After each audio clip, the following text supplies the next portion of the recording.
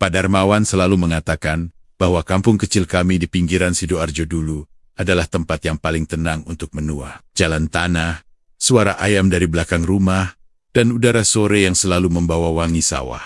Tidak ada yang istimewa. Sampai rumah megah itu berdiri, menjulang seperti tamu tak diundang, yang terus menatap kami dari balik pagar besinya. Rumah itu milik Ibu Hani. Jika orang baru datang ke kampung kami hari ini, mereka mungkin mengira keluarga Hani memang terlahir kaya. Rumah 2 lantai dengan cat krem, pagar hitam berornamen emas, dan halaman depan yang dipenuhi tanaman mahal. Tapi kami, yang sudah tinggal di sini puluhan tahun, tahu betul bahwa dulu keluarga itu biasa saja, bahkan cenderung pas-pasan. Ibu Hani dulu hanyalah perempuan sederhana, sering terlihat menjemur pakaian sambil menggendong anaknya, Alia, yang masih kecil. Suaminya, Pak Mahmud, bekerja sebagai pegawai toko bangunan di kota. Mereka bukan keluarga yang buruk, tidak menonjol, tidak istimewa. Hanya keluarga biasa dengan ekonomi yang pas-pasan. Semua berubah dalam waktu yang terlalu cepat untuk disebut wajar. Rumah mereka tiba-tiba direnovasi besar-besaran. Pekerja bangunan datang silih berganti, membawa truk pasir, semen, dan besi. Dalam 2 bulan saja, gubuk kayu mereka telah berubah menjadi rumah mewah yang membuat warga kampung merasa kecil. Tidak ada yang bertanya dari mana uangnya, karena Ibu Hani menjawab semua tatapan itu dengan senyum santun yang tidak pernah banner-banner menyentuh matanya. Namun perubahan paling mencolok bukanlah rumah itu, melainkan sikap Ibu Hani sendiri. Ia mulai jarang menyapa. Jika dulu ia sering berdiri di teras sambil menunggu Alia pulang sekolah, kini ia lebih sering mengunci diri di dalam. Kadang terlihat seseorang datang membawa kantong-kantong plastik berisi kembang 7 rupa, jajan pasar, dan susu putih botolan. Semua itu dibawa masuk ke halaman belakang. Tak seorang pun tahu untuk apa. Namun malam-malam tertentu, terutama ketika gerimis turun tipis, kami bisa mendengar suara dari dalam rumah itu, suara yang terlalu ringan untuk disebut langkah orang dewasa, tetapi terlalu jelas untuk disebut angin. Suara lari-lari kecil. Terkadang suara cekikikan pelan. Kadang seperti benda kecil yang jatuh dan berguling. Pada awalnya kami mengira itu suara anak tetangga yang bermain lewat. Tapi suara itu datang dari dalam rumah megah Ibu Hani, dan datang hampir setiap malam. Lalu mulailah bisnis baru Ibu Hani, pinjaman wong. Semula ia hanya membantu beberapa tetangga. Tapi tak lama kemudian, usahanya berkembang menjadi semacam bank gelap kecil yang semua orang tahu, tapi tak berani menyebutnya terang-terangan. Bunga pinjamannya tinggi, sanggot tinggi, hingga banyak warga tercekik utang tanpa bisa keluar. Tetapi anehnya, meski ia menarik uang dari warga begitu banyak, ia selalu tampil sebagai dermawan. Setiap ada acara kampung, ia menyumbang paling besar. Setiap ada warga meninggal, ia membawa bantuan paling banyak. Ia bahkan sering memotong hewan kurban, lebih dari 1 ekor. Namun kedermawanannya terasa palsu, terlalu sempurna, terlalu bersih, seolah menutupi sesuatu. Perubahan-perubahan kecil itu terus terjadi tanpa kami sadari. Sampai suatu malam Jumat, ketika gerimis turun tipis, seperti jaram-jaram air yang menusuk tanah. Malam itu, Pak Darmawan yang rumahnya berdampingan dengan rumah Ibu Hani mencium bau aneh yang datang dari arah belakang rumah megah itu. Bau tanah basah yang tercampur sesuatu. Amis, namun bukan amis ikan. Bukan pula bau bangkai. Lebih mirip bau darah yang tercampur kembang. Ia mengikuti sumber bau itu sampai ke pagar samping. Dari celah-celah pagar besi, ia melihat sesuatu di teras belakang rumah Hani. Sebuah piring tanah liat, berisi kembang kantil, segelas susu putih, dan sepotong jajan pasar yang masih hangat, seolah baru saja diletakkan. Benda-benda itu tidak pernah ada sebelumnya, dan yang membuatnya merinding, piring itu bergetar pelan, seperti ada sesuatu yang tidak terlihat sedang menyentuhnya. Pak Darmawan menelan ludah. Gerimis jatuh lebih deras, membuat bayangan teras belakang tampak beriak. Ia hendak memanggil istrinya, tetapi langkahnya terhenti ketika sebuah suara lirih terdengar dari balik dinding. Rumah megah itu suara seorang anak kecil yang tertawa pelan, tepat di tengah keheningan gerimis. Suara itu tidak terdengar gembira, tidak pula sedih. Suara itu menunggu. Malam itu menjadi awal dari perubahan besar yang menggerogoti kampung kami. Sedikit demi sedikit, kejanggalan demi kejanggalan muncul dari rumah megah itu. Rumah yang dulu hanya ditinggali keluarga sederhana, kini menjadi pusat kegelisahan kami semua. Dan ketika gerimis berhenti, Pak Darmawan tahu, ada sesuatu yang baru saja memasuki kampung kami. Sesuatu yang tidak seharusnya dibawa pulang dari tempat jauh. Dari tempat yang namanya saja membuat bulu kuduk berdiri, Gunung Kawi, Nama Ibu Hani kini begitu besar di kampung kami, besar dalam kekayaan, besar dalam pembicaraan, dan besar dalam rasa takut. Tetapi tak ada yang mengetahui kisah sebelum ia menjadi seperti sekarang, kecuali segelintir orang, termasuk Sukinem, mantan pembantu lama yang pernah bekerja di rumah lamanya bertahan-tahan sebelum rumah megah itu berdiri. Suatu malam, saat warga berkumpul membicarakan keganjilan yang makin sering terjadi, Sukinem akhirnya mau bicara. Suaranya lirih, seperti takut ada sesuatu yang mendengar dari balik gelap. Dulu keluarga Hani miskin, Pak, katanya. Bukan miskin biasa, tapi miskin yang seperti dikutuk. Menurut kesaksiannya, saat itu keluarga Hani terlilit utang besar. Utang suaminya, Pak Mahmud, kepada rentenir kota menumpuk. Dan usaha sampingannya menjual material bangunan justru merugi. Bahkan ada masa ketika mereka tidak mampu membeli beras, dan Alia kecil sering hanya makan singkong rebus setiap hari. Sukinem bercerita bagaimana Ibu Hani pernah menangis semalaman karena kedapatan menunggak pembayaran listrik 3 bulan. Wajahnya pucat, tubuhnya kurus, dan ia sering bicara lirih bahwa ia tidak rela hidup di bawah, terutama saat melihat tetangganya, Bu Reni, yang lebih muda dan kaya mendadak karena bisnis baju online. Rasa iri itu perlahan berubah menjadi obsesi. Namun semuanya bermula dari seseorang yang datang kembali ke hidupnya, Siti Rahayu, teman lama Hani sejak SMA, perempuan berwajah lembut namun bermata tajam, yang kabarnya sering bepergian ke daerah keramat untuk mencari rezeki. Sukinem mengatakan bahwa Sitilah yang pertama kali menyebut nama itu, nama yang sama sekali asing bagi kami semua, Mbah Rekso Mulia. Sebuah sosok yang, menurut Siti, menjadi perantara pesugihan di lereng Gunung Kawi.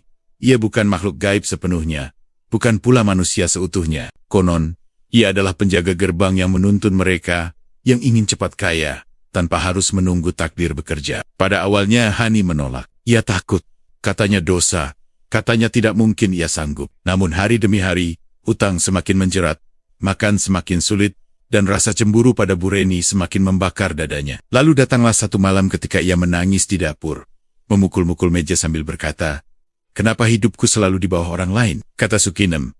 Malam itulah Hani akhirnya setuju untuk bertemu Siti dan melakukan perjalanan pertama ke Gunung Kawi. Cerita ini kemudian disambung oleh Pak Sabar, sopir yang dulu disewa untuk mengantar Hani dan Siti Rahayu. Ia masih ingat jelas perjalanan dini hari itu. Bagaimana kabut turun begitu tebal hingga lampu mobil seolah hanya menembus beberapa langkah ke depan. Meski jendela mobil tertutup, aroma kembang kantil begitu kuat, menusuk hidung. "Mereka nggak banyak bicara," ujar Pak Sabar. "Tapi saya dengar suara gamelan. Padahal kami masih di jalan raya, jauh dari pemukiman. Semakin dekat ke Kawi, suasana makin tidak wajar. Suara gamelan terdengar makin jelas, seperti datang dari balik pepohonan. Padahal menurut warga sana, tidak ada pertunjukan apapun malam itu." Saat tiba di area petilasan, Hani turun dengan wajah tegang, memegang erat tas kain yang berisi kembang, dupa, dan uang receh. Di sanalah ia diperkenalkan kepada sosok yang disebut Siti sebagai perantara. Pak Sabar berkata ia melihat seorang lelaki tua berbungkuk, mengenakan kain lurik kusam. Wajahnya tertutup bayangan, namun senyumnya terlalu lebar, terlalu panjang untuk wajah manusia. Dia memanggil Bu Hani seperti sudah kenal lama, bisik Pak Sabar. Padahal baru pertama kali bertemu. Pertemuan itu berlangsung lama. Hani duduk termenung di depan lelaki tua itu, sementara asap dupa naik perlahan seperti tanggan-tanggan tipis yang menyentuh langit. Pada ukurnya, Hani keluar dari petilasan dengan mata merah. Bukan karena menangis, tetapi seperti habis melihat sesuatu yang tidak seharusnya dilihat manusia. Siti hanya berbisik pada sopir, "Sudah, jalan Hani sudah dibuka. Namun dibuka di sini bukan berarti diberi kemudahan. Lebih tepatnya diberi perjanjian." Menurut cerita Siti Rahayu, perjanjian awalnya sederhana, hanya sesajen. Tidak ada tumbal manusia. Tidak ada darah. Yang dibutuhkan hanyalah ketaatan, ketepatan waktu, dan kemauan untuk menjaga hubungan itu tetap hidup. Perjanjian yang terdengar ringan, terlalu ringan untuk sesuatu yang bisa mengubah nasib seseorang dalam sekejap. Hani menyetujuinya. Kereta nasib pun mulai berjalan pelan-pelan, membawa dirinya ke arah yang tidak bisa ia tarik kembali. Sesajen pertamanya dilakukan beberapa hari setelah pulang dari Kawi. Kembang kantil, segelas susu putih, dan sedikit uang receh dalam mangkuk tanah liat. Saat Sukinem mengintip dari balik dapur, ia melihat Hani menunduk dalam-dalam, seolah sedang berbicara pada sesuatu yang tidak terlihat. Tapi suara itu tidak seperti bisikan manusia. Suaranya rendah dan bergetar seperti bergema di rongga tanah. Sejak itu, rezeki keluarga Hani mulai berubah. Tapi begitu pula wajah Hani sendiri. Matanya sering kosong, nafasnya berat, dan ia mulai terbiasa tersenyum pada sesuatu di sudut-sudut rumah. Sesuatu yang hanya ia bisa lihat. Cerita masa lalu itu, yang terpisah oleh waktu bertahan-tahan, kini kembali menghantui kampung kami. Mengapa? Karena semua yang dikisahkan oleh Sukinem, oleh Siti, dan oleh sopir itu ternyata menjadi akar dari kegelen-kegelen yang hari ini merayap di rumah megah berdinding tinggi itu. Dan yang lebih mengerikan, setiap perjanjian yang terasa mudah di awal, pada akhirnya selalu menagih lebih. Lebih dari sekadar sesajen, lebih dari sekadar ketaatan, lebih dari sekadar ketakutan. Bab ini hanyalah permulaan dari kejatuhan yang sudah menunggu sejak dulu. Kejatuhan yang disebabkan oleh ambisi yang terlalu besar untuk ditanggung seorang manusia bernama Hani. Aku masih mengingat malam saat kabar itu pertama kali menyebar dari mulut ke mulut, bahwa Ibu Hani pulang dari perjalanan misteriusnya, membawa sesuatu yang tak boleh disentuh siapapun. Waktu itu gerimis baru saja berhenti, menyisakan aroma tanah basah yang menempel di dinding rumah rama-rama kami di kampung kecil ini. Lampu rumah Ibu Hani menyala remang, hanya bagian depan saja, sementara bagian dalamnya tampak seperti menelan cahaya. Dari jauh aku melihat seorang lelaki supir yang pernah mengantar Hani ke Gunung Kawi menurunkan sebuah benda yang dibungkus kain hitam. Bentuknya kotak panjang, kira-kira sebesar peti bayi. Supir itu tampak enggan menyentuhnya terlalu lama. Ia hanya meletakkannya di teras, lalu menunduk sebentar, seolah meminta izin pada sesuatu yang tidak terlihat. "Bu, ini dititahkan langsung dari Mbah," katanya singkat.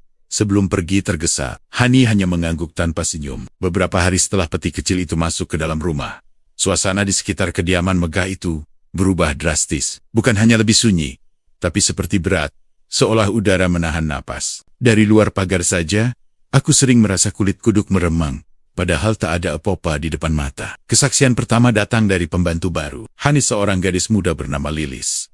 Ia bekerja hanya 3 hari sebelum mengundurkan diri sambil gemetaran. Malam itu, ia datang ke rumahku. Wajahnya pucat seperti baru pulang dari memandikan mayat.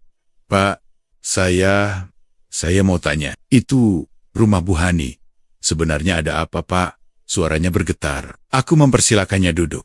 Tapi ia hanya berdiri sambil memeluk tasnya. Ia menelan ludah berkali-kali, sebelum akhirnya menceritakan apa yang ia lihat. "Saya habis bersih-bersih ruang tengah, Pak. Lampu sudah saya matikan.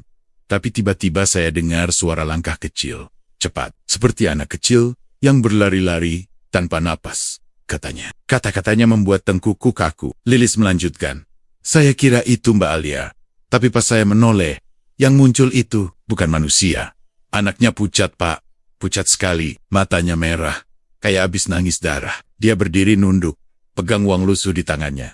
Aku sempat berpikir Lilis hanya berhalusinasi, tapi nada suaranya sama sekali bukan milik orang yang berbohong. "Saya mau lari, tapi anak dia nggak punya bayangan, Pak," ucapnya lirih, hampir terseduh. Lampu dari luar kena badannya, tapi lantainya kosong. Ia langsung mengundurkan diri malam itu juga. Setelah kejadian itu, hal-hal ganjil mulai menimpa warga kampung kami. Warung Bustri di ujung gang tiba-tiba kehilangan uang di laci. Padahal, ia baru saja berhitung. Uang itu hilang tanpa jejak, tapi bagian bawah laci ditemukan penuh jejak kaki kecil bukan jejak anak manusia, karena ukurannya tidak wajar, terlalu sempit dan terlalu panjang. Barang dagangan warga banyak yang mendadak rusak, busuk, atau hancur seolah dicengkeram sesuatu. Setiap kali kerugian muncul, rumah Ibu Hani selalu jadi bisik-bisik orang. "Aneh, Pak. Saya baru beli ayam hidup semalam. Paginya mati semua, kayak dicekik," kata Pak Sabar, pedagang sayur. Yang paling terdampak adalah warga yang berutang pada Hani.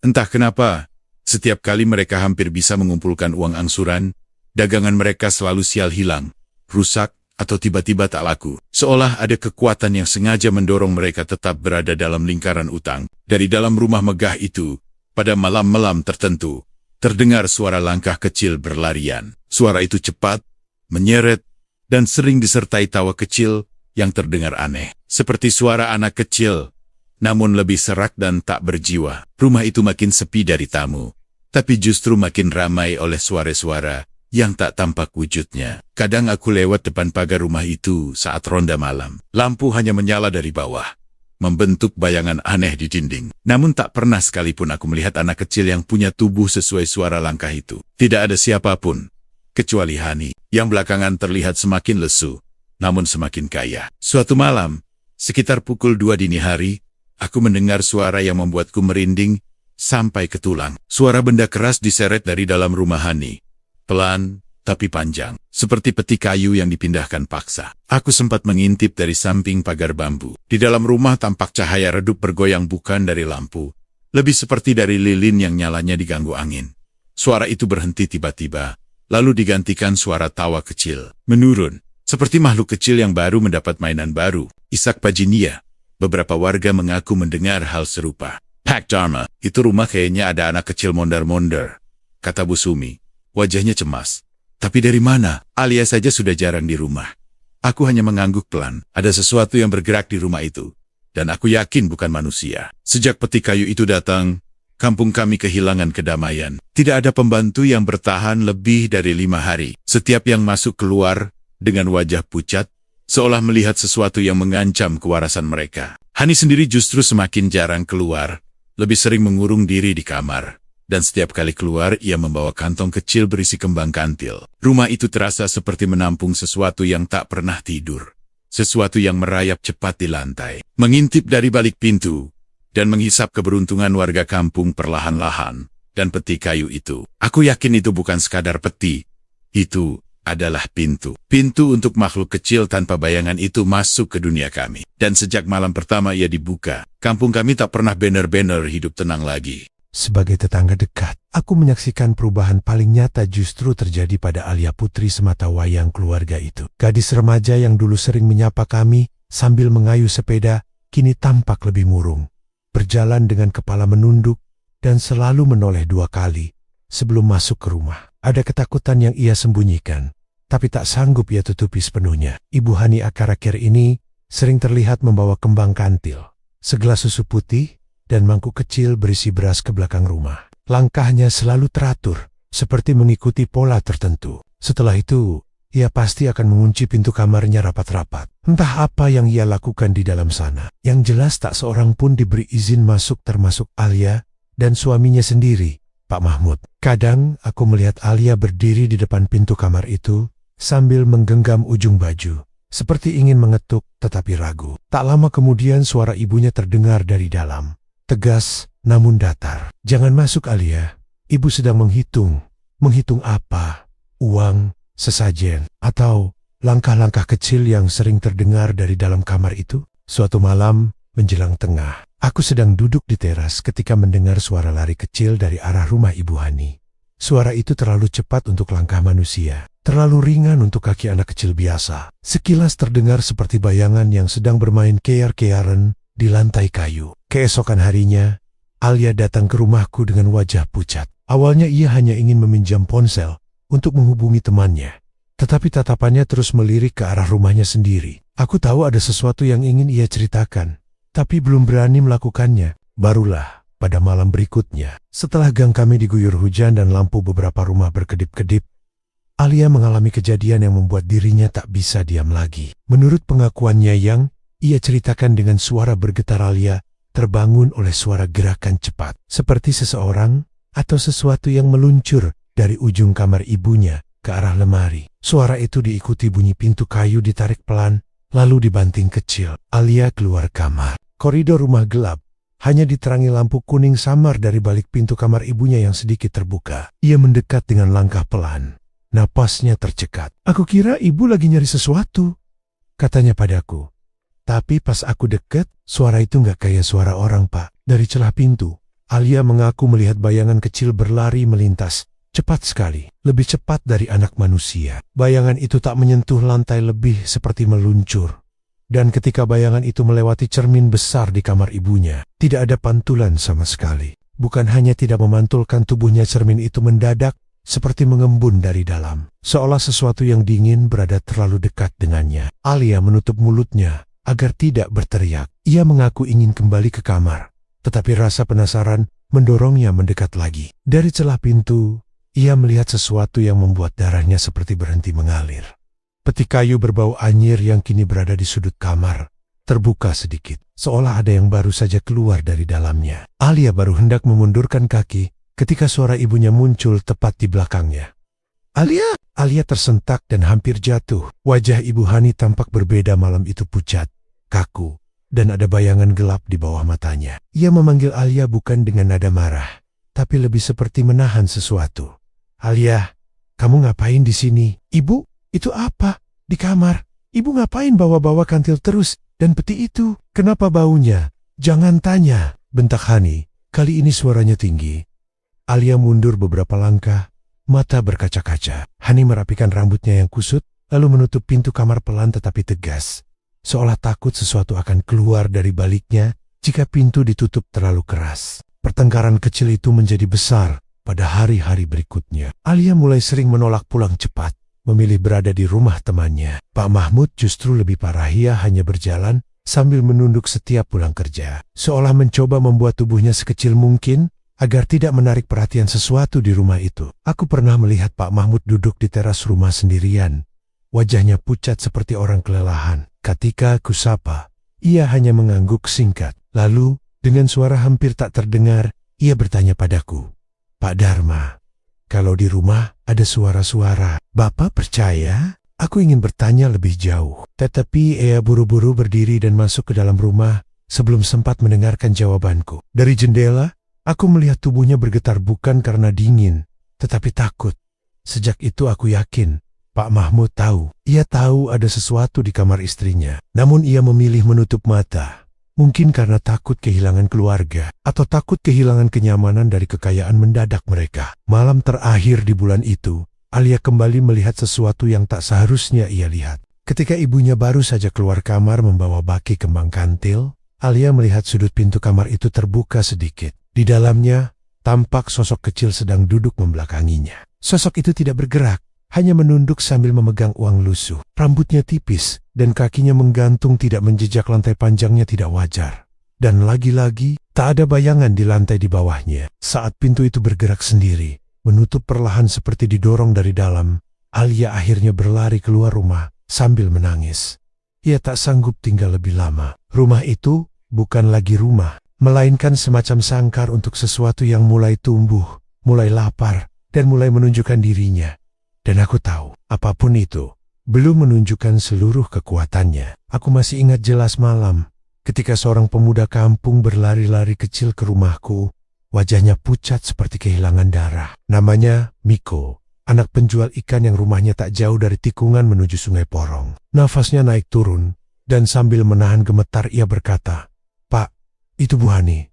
Saya lihat sendiri. Beliau ke sungai. Bawaannya aneh." Saat itu malam Jumat Kliwon. Angin yang biasanya hanya berhembus pelan, mendadak berubah kasar, membawa aroma amis yang menusuk hidung. Sungai Porong, yang biasanya hanya menjadi tempat orang memancing atau mencuci motor, seolah menyimpan sesuatu yang tak pernah ingin kami ketahui. Miko bersumpah bahwa ia melihat Hani berjalan sendirian, mengenakan jarik lusuh dan selendang putih. Di tangannya ada bungkusan kain hitam dan mangkuk tanah liat yang ditutup daun pisang. Ia berjalan sangat pelan, seperti sedang menuruni tangga-tangga yang tidak terlihat. Namun yang membuat bulu kuduk Miko berdiri adalah satu hal, Pak. Ada langkah kecil di belakangnya, tapi saya tak lihat siapapun. Aku tak tahu harus menanggapinya bagaimana. Tapi laporan itu langsung menyebar ke warga lain. Apalagi setelah kejadian-kejadian aneh beberapa minggu terakhir. Uang dagangan hilang, barang pecah tanpa sebab, ayam mati mendadak, dan bayi-bayi menangis serentak pada pukul 2 dini hari. Semua itu mengarah pada satu nama, Ibu Hani. Beberapa hari setelah kabar malam porong itu, Ustadz Bahrun akhirnya mencoba mengambil langkah. Rumahnya sering dikunjungi warga yang mengeluh dagangan mereka rusak, uang hilang, atau suara langkah kecil yang mondar-mandir di atap rumah mereka. Semua keluhan itu berpusat pada satu dugaan yang sama. Kegiatan gaib dari rumah megah di ujung kampung. Ustadz Bahrun, dengan pembawaannya yang tenang, datang ke rumah Hani pada sore hari. Kudengar dari istriku yang melihat dari jendela bahwa Hani menyambutnya dengan senyum lembut, rambut terikat rapi, dan baju yang mahal. Tak ada sedikit pun tanda bahwa ia sedang menyimpan sesuatu yang kelam. Namun, percakapan itu hanya berlangsung 5 menit. 5 menit. Sebelum nada suara Hani berubah dingin, seperti batu yang disiram hujan. Apapun masalah warga, Ustadz, itu urusan mereka. Jangan bawa-bawa kami, katanya sambil menunduk hormat, tapi sorot matanya tak menunjukkan rasa hormat sedikit pun. Ustadz yang biasanya tenang itu keluar dengan langkah berat, seperti membawa beban yang tak mampu ia ceritakan. Dan sejak saat itu, musibah mulai menghampiri keluarganya. Awalnya hal kecil. Pintu rumah Ustaz mendadak terbuka sendiri saat dini hari. Lalu, istrinya menemukan pecahan kaca berserakan di dapur tanpa tahu dari mana asalnya. Beberapa hari kemudian, anak bungsunya jatuh sakit dengan gejala yang dokter pun tak mampu jelaskan. Yang lebih membuat kami ngeri adalah pengakuan Ustadz sendiri. Saat sholat malam, ia mendengar suara anak kecil tertawa tepat di belakang punggungnya. Kecil, tapi napasnya panas. Begitu katanya kepada kami. Di saat keluarga Ustaz dihantam musibah demi musibah, warga lain juga mengalami kejadian yang semakin tak masuk akal. Dagangan yang baru dibuka mendadak basi dalam hitungan menit. Kue basah milik Bu Rini menghitam di bagian tengah. Gerobak bakso Mas Jafar terbalik tanpa angin. Dan yang paling sering, uang receh di loce laci toko menghilang begitu saja. Yang membuat kami semakin yakin adalah satu ciri yang sama. Sebelum kejadian, selalu terdengar suara sesuatu berlari cepat, seperti kaki anak kecil tanpa alas. Namun tak ada satupun yang terlihat. Warga mulai terbagi menjadi dua kubu. Sebagian kecil memilih tak peduli demi bertahan hidup. Mereka butuh uang pinjaman dari Hani untuk modal dagangan. Mereka butuh belas kasih Hani yang kerap menyumbang ketika ada acara kampung. Mereka tak peduli dari mana kekayaan itu berasal. Tapi sebagian besar warga takut. Bukan hanya takut pada tuyul atau pesugihan, tapi takut karena rasanya Hani bukan lagi manusia yang sama. Cara bicaranya, cara ia memandang kami, bahkan cara ia berjalan akhir-akhir ini, semuanya terasa seperti ia sedang berada di dunia lain yang tak bisa kami jangkau. Apalagi setelah mulai terdengar desas-desus bahwa Hani selalu pulang ke belakang rumah ketika maghrib, membawa susu putih dan kembang kantil, menghadap peti kayu kecil itu. Dan dari balik rumahnya, warga kadang mendengar suara lain yang ikut menirukan langkahnya. Puncak ketakutan warga terjadi 2 minggu setelah kunjungan Ustaz Bahrun. Malam itu, angin kliwon berembus kencang. Langit seperti ditutup kain hitam pekat. Di kejauhan, dari arah Sungai Porong, terdengar suara gamelan samar padahal tak ada acara apapun malam itu. Dari jendela rumah, aku melihat siluet seseorang berjalan menuju tikungan Porong. Langkahnya pelan dan mantap. Selendang putihnya berkibar seperti hidup sendiri. Itulah Hani. Dan ada 2 bayangan kecil yang berjalan di belakangnya. Bayangan yang tubuhnya gelap, tapi wajahnya terlihat samar, seperti dipaksa muncul ke dunia yang bukan tempatnya. Aku tak bisa melihat lebih jelas, tapi aku tahu sesuatu sedang berubah menjadi jauh lebih buruk. Sejak malam itu, satu hal menjadi jelas bagi kami. Apapun yang dilakukan Hani di pinggir Sungai Porong setiap malam kliwon, itu bukan sekadar ritual. Itu adalah perjanjian. Dan perjanjian itu mulai meminta lebih dari sekadar sesajen. Tak ada yang benar-benar siap menghadapi perubahan yang terjadi pada diri Hani setelah malam-malam kliwon itu. Kami, para tetangga yang dulu sering ia undang untuk sekadar mencicipi kue atau ngobrol ringan di teras, kini hanya melihat dari jauh. Langkahnya yang dulu ramah kini berubah kaku, seolah setiap gerakan harus mengikuti irama tertentu yang tak dipahami manusia biasa. Aku ingat satu pagi ketika aku lewat di depan rumahnya. Pintu gerbang besar itu terbuka sedikit, cukup untuk melihat sekilas halaman dalam yang biasanya rapi. Namun kali itu terlihat berantakan seperti ada sesuatu yang bergerak di malam sebelumnya dan meninggalkan jejak lumpur kecil. Dan di ambang pintu, Hani berdiri dengan tatapan kosong, rambut terurai, memegang mangkuk berisi bunga kantilayu. Ia bergerak cepat menutup pintu ketika menyadari aku melihatnya. Saat itu aku tahu, ada sesuatu dalam hidupnya yang semakin menggerogoti. Dan bukan lagi hanya masalah kekayaan atau ambisi. Dari penuturan beberapa warga yang masih berani mendekati keluarganya, Hani mulai sering membahas soal memperluas bisnis pinjamannya. Ia ingin punya lebih banyak modal, lebih banyak pengaruh, lebih banyak warga yang meminjam darinya. Baginya, rasa hormat warga bukan lagi cukup. Ia ingin ketergantungan. Ia ingin kuasa. Ketika suaminya, Pak Mahmud, mencoba menasihati, Hani hanya menjawab pendek, "Aku harus lebih besar dari mereka semua. Mereka harus tahu, mereka membutuhkan aku." Nada suaranya membuat Mahmud terdiam. Bukan karena ia marah, tetapi karena terdengar ada suara lain gema halus, seperti bisikan, yang menempel di setiap kata. "Kami tak tahu kapan tepatnya keputusan itu diambil. Tapi yang jelas, Hani memutuskan pergi ke Gunung Kawi untuk kali kedua. Yang lebih mengerikan, ia pergi diam-diam tanpa pamit kepada suami, tanpa memberitahu Alia, bahkan tanpa membawa ponsel. Ia hanya naik taksi gelap yang ngetem di perempatan desa. Supir taksi itu, Pak Rosman, datang kepadaku 2 hari setelah kepulangannya. Wajahnya ketakutan dan ia meminta air sebelum bercerita. Pak, seumur hidup saya nganter orang ke Kawi, baru kali itu saya merasa hutan menahan napas, katanya. Ia bercerita bahwa sepanjang perjalanan menuju area pesarehan, kabut turun begitu tebal hingga ia hanya bisa melihat 3 meter ke depan. Pohon-pohon bambu serasa bergerak perlahan, seolah mengikuti mobil. Dan dari kejauhan, terdengar suara gamelan yang tidak seharusnya ada pada jam siang. Lebih aneh lagi, setiap kali mobil berhenti karena tikungan tajam, ia mendengar suara cekikikan kecil dari kursi belakang. Tapi setiap kali ia menoleh, hanya ada Hani, duduk dengan wajah lurus dan tangan menggenggam kain hitam berbau anyir. Pak Rosman juga bersumpah bahwa saat mereka turun, udara di sekitar Candi Kawi seperti tidak bergerak. Tidak ada angin, tapi dedaunan bergetar. Dan di depan bangunan tua itu, seseorang seakan sudah menunggu seorang lelaki tua berjubah hitam, yang tubuhnya terlalu kurus untuk ukuran manusia. Dia memanggil Bu Hani dengan namanya sendiri. Padahal saya yakin, Bu Hani belum pernah memperkenalkan diri, ujar Rosman sambil menunduk. Itulah Mbah Rekso Mulia. Ia membawa peti kayu baru lebih besar, ukirannya lebih rumit, dan baunya jauh lebih menyengat. Peti itu tidak ditawarkan. Peti itu diberikan, seperti seseorang memberikan sesuatu yang memang sudah dimiliki sejak awal. Menurut Rosman, saat peti itu diserahkan, angin tiba-tiba berhembus kencang dari arah lembah, dan suara seperti bayi menangis pelan sangat pelan muncul dari dalam peti.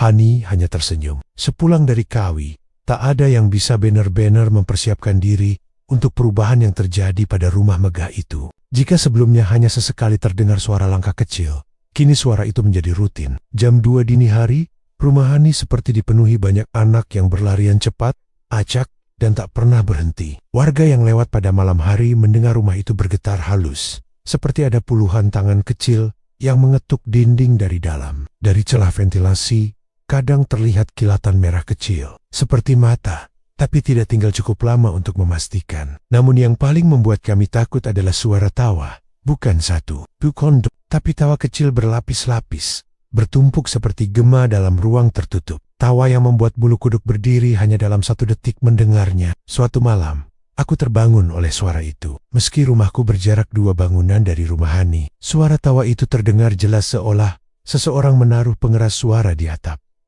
Tawa itu bukan seperti anak bermain. Tawa itu seperti anak yang lapar. Hani sendiri berubah lebih drastis. Ia pulang dengan wajah pucat, matanya cekung, namun gerak tubuhnya lincah, terlalu lincah untuk orang yang kurang tidur.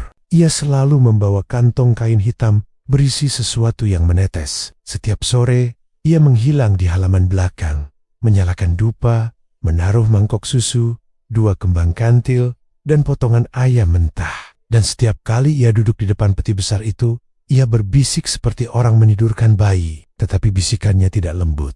Bisikannya seperti seseorang yang memohon, sekaligus takut pada makhluk yang ia beri makan. Kampung kami mulai merasakan dampaknya. Jika sebelumnya 1-2 warga mengalami kehilangan uang, kini hampir setiap warung melapor dagangannya rusak. Uang hilang, barang pecah. Bahkan beberapa warga mengaku melihat bayangan kecil berlari menyeberangi jalan pada malam hari. Aroma amis mulai sering muncul dari arah rumah Hani, terutama menjelang dini hari. Hani tidak lagi seperti manusia. Ia seperti penjaga gerbang bagi sesuatu yang lebih besar dari dirinya sendiri. Sesuatu yang ia kira bisa ia kendalikan, tapi sebenarnya sedang menunggu saatnya untuk menagih lebih. Dan itu baru permulaan sebelum keluarga kecil itu akhirnya runtuh dari dalam. Pak Darmawan bercerita dengan suara pelan, seolah takut ada sesuatu yang ikut mendengarkan. Katanya, malam saat semuanya pecah bermula dari hal yang sangat sederhana. Listrik padam, seluruh kampung tenggelam dalam gelap yang lengket, seperti malam menelan cahaya sekaligus suara. Alia, putri sematawayang keluarga itu, terbangun karena firasat tak enak. Ia tidur sendirian di kamar lantai 2, dan dari celah jendela yang setengah terbuka, hanya tampak kilat kecil dari kejauhan yang memantulkan embun di genting rumah ramah sekitar sunyi. Tetapi tidak hening sepenuhnya, Alia mendengar sesuatu. Suara seret halus, seperti pintu yang dipaksa terbuka pelan-pelan. Ia duduk, mencoba memasang telinga. Suara itu datang dari arah koridor, bukan dari angin atau dahan pohon di luar. Suara itu seperti berasal dari rumah itu sendiri, bergerak menuju kamar ibunya. Alia mengambil senter kecil dari laci, menyalakannya perlahan. Cahaya tipis itu menembus kegelapan seperti bilah pisau yang bergetar.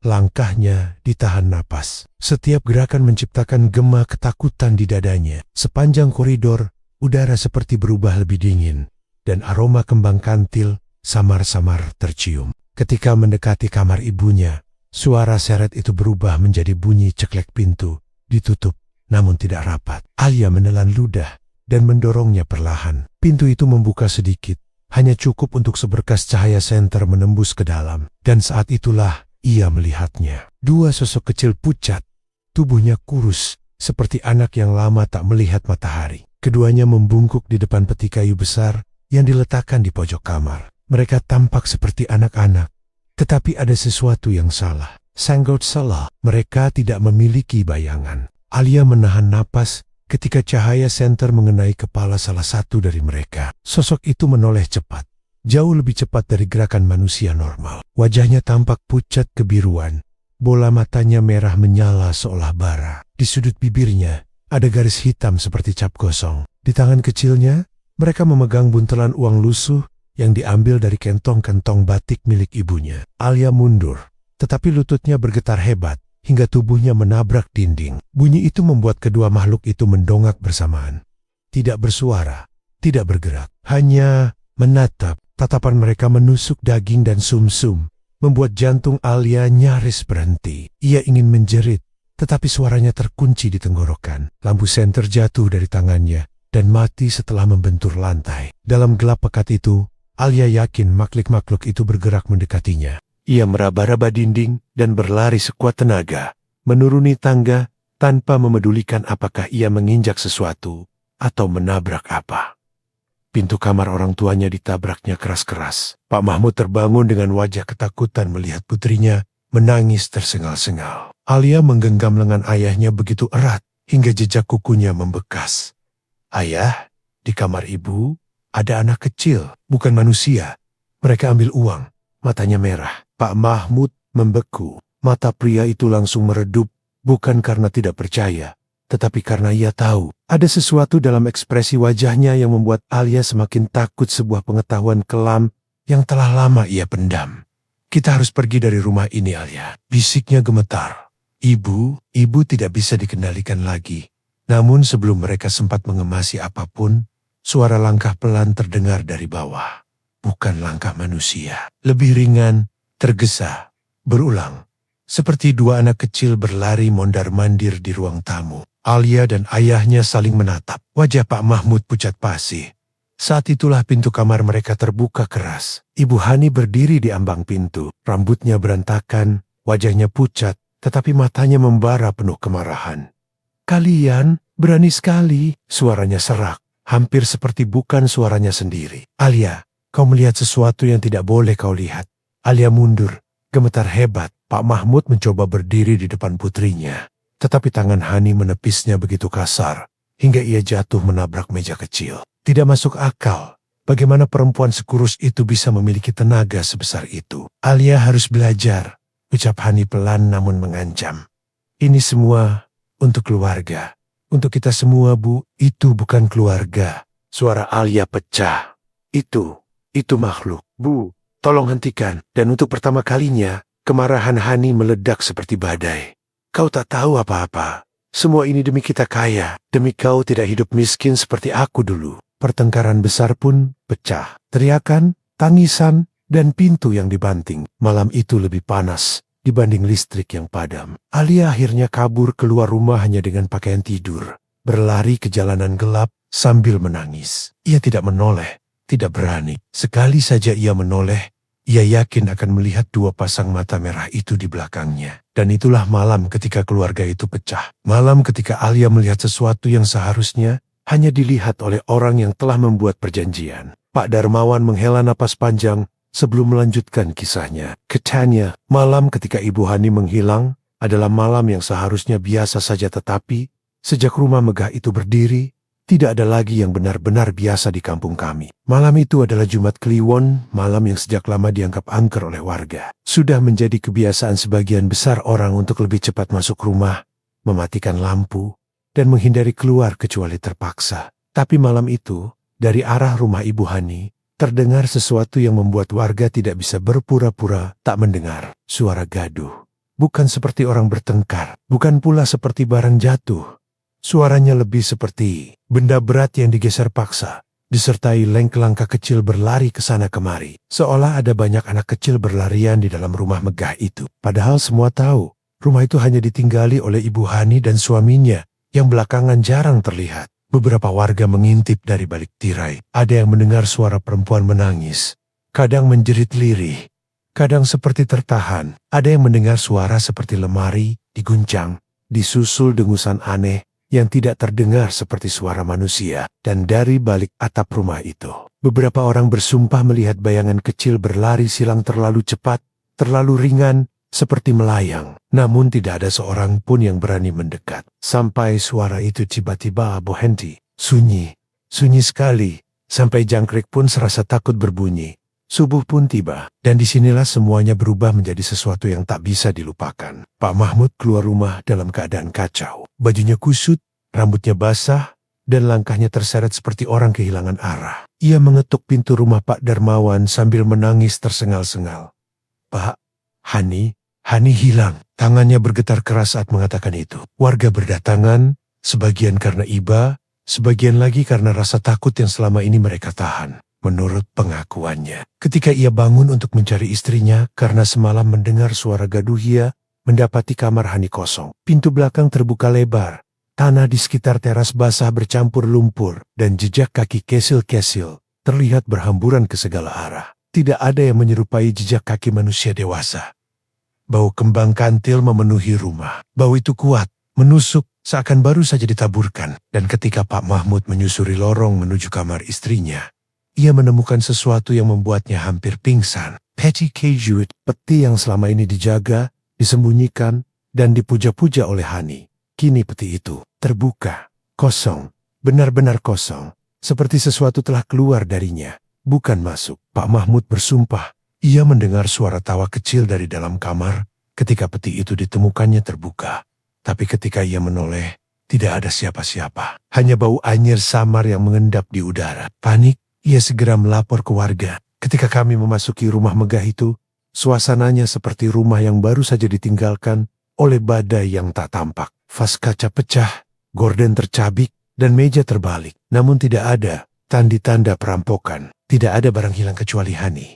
Beberapa warga mulai membaca doa, sementara yang lain memilih menjauh karena takut terjebak dalam urusan yang tidak mereka mengerti. Di kamar belakang, tempat peti kayu itu ditemukan, suasananya jauh lebih menegangkan. Bau kantil dan tanah basah bercampur, seperti aroma ritual yang gagal. Peti itu berdiri sedikit miring, penutupnya tergeletak di lantai. Bekas-bekas goresan kecil memenuhi bagian dalamnya, seolah sesuatu menggaruk-garuk dari dalam selama berhari-hari. Salah satu warga mengatakan, ia mendengar suara anak kecil tertawa dari luar jendela kamar itu. Yang lain bersumpah melihat bayangan kecil lewat di depan pintu. Namun setiap kali kami mengecek, tidak ada apa-apa, hanya angin dingin yang masuk. Semua orang tahu apa artinya jika peti pesugihan itu kosong. Tumbalnya sudah datang menjemput. Dan kali ini, giliran Ibu Hani. Rumah itu kemudian ditinggalkan. Pak Mahmud tidak sanggup lagi tinggal di sana. Alia yang sempat kabur malam sebelumnya dibawa ke rumah kerabat jauh untuk menenangkan diri. Mereka memutuskan menjual rumah itu. Tapi tak ada satupun yang mau membeli event setelah harga diturunkan berkali-kali. Pada akhirnya, rumah itu dibiarkan kosong. Kosong, tetapi tidak benar-benar sepi. Karena sejak malam Hani menghilang, beberapa warga sering mendengar suara langkah kecil berlari di lorong rumah itu. Terkadang terdengar suara pintu diketuk pelan. Terkadang terdengar suara perempuan menangis lirih, seperti meminta tolong namun tak bisa menyebut nama siapapun. Pernah suatu malam, Pak Darmawan yang tinggal paling dekat mendengar suara seseorang memanggil pelan, serak, tetapi sangat jelas. "Wan." Suaranya mirip suara Hani. Ketika ia memberanikan diri mengintip ke jendela rumah itu, ia tak melihat apa-apa kecuali tirai putih yang berkibar pelan. Tidak ada angin malam saat itu. Di akhir ceritanya, Pak Darmawan menutup dengan suara yang hampir bergetar. Ini bukan sekadar tentang tuyul atau pesugihan, nak. Tapi tentang ambisi, katanya. Ambisi yang memakan pemiliknya. Tanpa darah, tanpa suara. Hanya menyisakan rumah yang tak mau benar-benar sepi. Rumah megah itu masih berdiri hingga kini. Menjadi bangunan kosong yang tak pernah benar-benar tidur. Dan setiap malam, di sela-sela angin yang membawa bau kantil, beberapa warga masih bersumpah mendengar suara anak kecil berlari melewati lorong-lorong gelapnya. Seolah peti yang kosong itu belum benar-benar berhenti menagih.